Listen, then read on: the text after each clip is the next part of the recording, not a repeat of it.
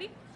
All right, we're here with Gerina Pillar, who just shot a 2 under 70. Looked like a pretty steady round out there, especially once you got under your first nine, which is the back nine, played your way in with pars. But this has to be a pretty good way to open a major. How are you feeling right now? Yeah, game feels great. To shoot under par anytime in a major is always good. So just happy where my game is, and I'm just going to keep hitting good shots and just staying in the moment. As I mentioned, you were completely even, all pars on the front nine, which is your back nine, but you had 3 birdies on 12 and then 16 and 17. Could you tell us about those birdies and what happened there? On 12, just laid up my wedge shot and been really working hard on my wedges and hit it pretty close. So that was kind of a stress-free birdie there. And had a 3 putt on 15.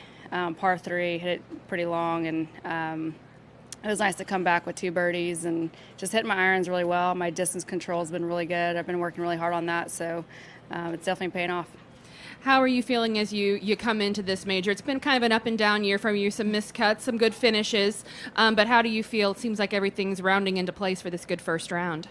I feel this is probably the best I felt about my game in a long, long time, even before taking maternity. So I'm excited. I feel like I have a direction. Just started working with a new coach about 3 or 4 months ago. So it's been great, and I'm finally feeling like myself again. Good. Who are you working with, and what have you been working on?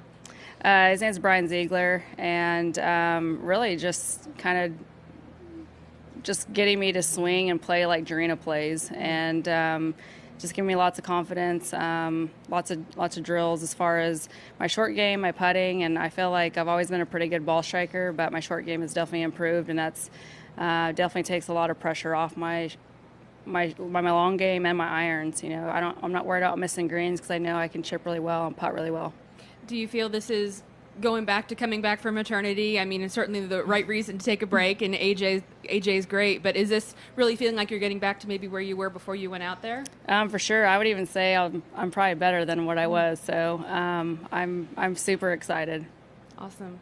Do you have anything down there, Juan? Yes. So we were talking earlier this morning with Alisa Rodriguez, who also went to UT El Paso, and she was praising you as a model.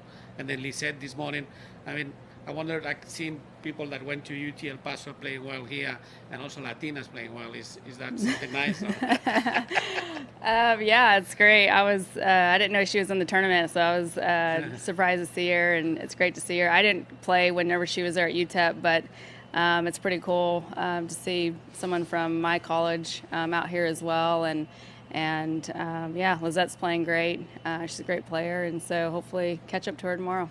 So we were talking with Lisette this morning about the kind of helping and encouraging young Latinas to take on the game, and it's happening more and more, and also not to feel that it's not part of the culture, like encourage them to do something. I don't know what was your experience growing up as a young golfer, and if you have something to say about that.